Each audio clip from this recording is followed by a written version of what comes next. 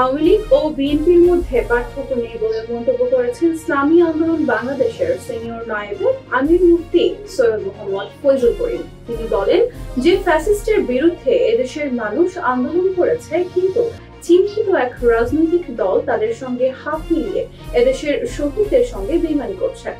আজ মঙ্গলবার বিকেলে নওগাঁ শহরের এটিএম মাঠে ইসলামী আন্দোলন বাংলাদেশ নওগাঁ জেলা শাখার গণসমাবেশে প্রধান অতিথির বক্তব্যে এসব কথা বলেন তিনি। বলেন, একটা দল দেশকে ভালো না বেসে মানুষের আবেগের উপর দাঁড়িয়ে ক্ষমতায় যেতে পারে। আওয়ামী লীগ ও বিএনপির মধ্যে পার্থক্য নেই। অন্তর্বর্তী সরকারের উদ্দেশ্যে তিনি বলেন, এদেশের মানুষ আন্দোলন করে জীবন দিয়েছে, আর উপদেষ্টা বানানো হচ্ছে বিদেশি চাটুকারদের, যারা ইসলাম ও দেশের দুশ্মন। দেশের সাধারণ মানুষ মেনে নেবে না। ফয়জুল করিম বলেন, 1971 সালের পর থেকে যারা ক্ষমতায় ছিল তারা মানুষের আশা আকাঙ্ক্ষার প্রতিফলন ঘটাতে পারেনি।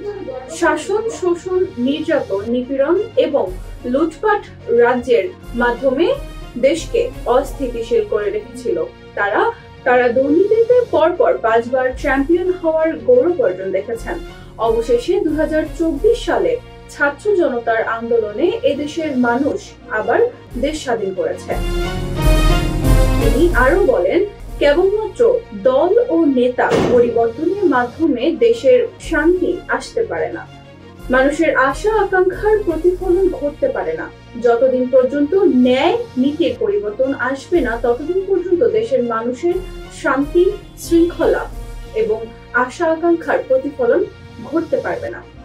তাই তিনি সাধারণ মানুষকে দুর্নীতিবাজ ও জালেমদের বিরুদ্ধে ঐক্যবদ্ধ হওয়ার আহ্বান জানান।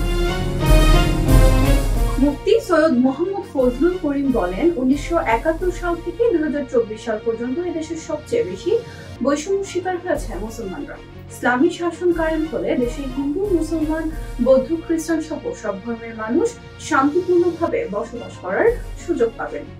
ইসলামী আন্দোলন বাংলাদেশ নওগাঁ জেলা শাখার সভাপতি মাস্টার মোহাম্মদ আশরাফুল ইসলামের সভাপতিত্বে এ সময় ইসলামী আন্দোলন বাংলাদেশের নায়েবে আমির আল্লামা আব্দুল হক আজাদ, রাজশাহী বিভাগের দায়িত্বপ্রাপ্ত কেন্দ্রীয় সাংগঠনিক সম্পাদক আব্দুল কালাম আজাদ, ইসলামী আন্দোলন বাংলাদেশ কেন্দ্রীয় সুরা সদস্য মাওলানা আব্দুর রহমান, নওগাঁ জেলা শাখার সাধারণ সম্পাদক প্রভাষক শহীদুল আলম, সিনিয়র সহসভাপতি মোশাররফ হোসেন সিরাজি, সিনিয়র সদস্য জামাল উদ্দিন, অর্থ সম্পাদক ইব্রাহিম খলিল, সাংগঠনিক সম্পাদক তারেক হোসেন, জেলা সদস্য মাওলানা ওমর আলী সহ অন্যান্যরা।